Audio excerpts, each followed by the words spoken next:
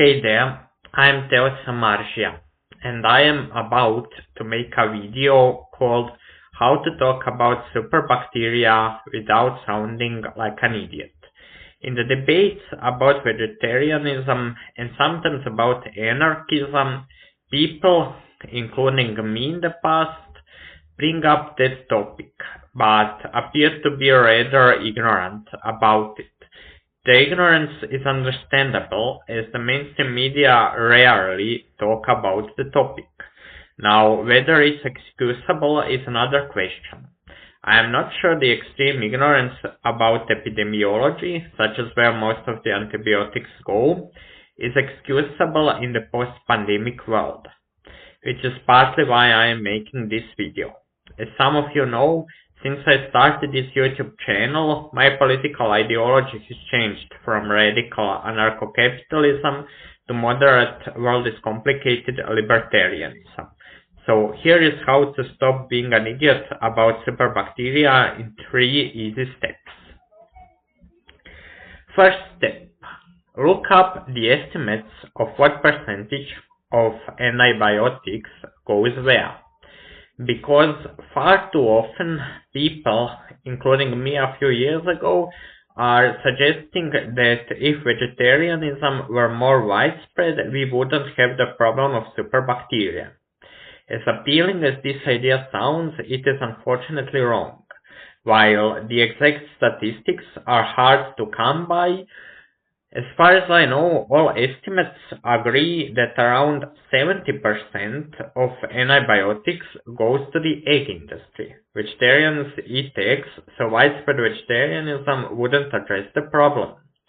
Look, you can use the superbacteria argument to argue for veganism, but using it to argue for vegetarianism comes out as ignorance at the best, if not willful ignorance.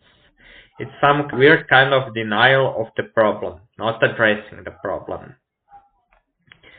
Second step, actually learn something about the so-called lab-grown meats.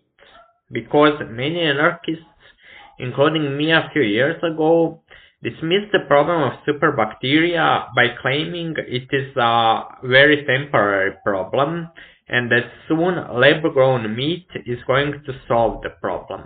Well, I'm sorry to burst your bubble, but it won't happen anytime soon. We can grow muscle meat in a lab because muscle is a tissue made of one type of cells and with a very simple structure.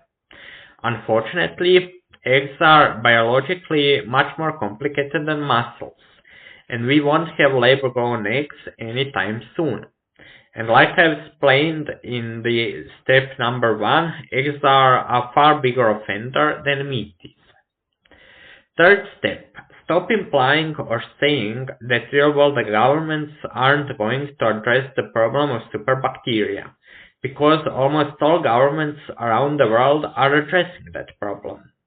Anarchists say that because they think that governments can only solve problems people are widely aware of.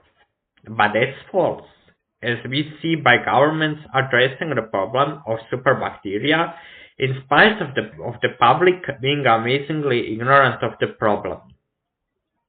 And I think this is a good argument against democracy. Are governments solving the problem of superbacteria because of democracy or in spite of democracy? The answer seems obvious to me. It's in spite of democracy. However, things might soon change, as many climate activists are demanding the governments to eliminate grazing livestock, which of course means more grain-fed cows and more antibiotics given to cows.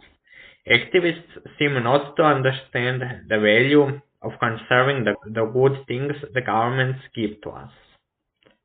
Anyway, that's all for this video. Thanks for watching.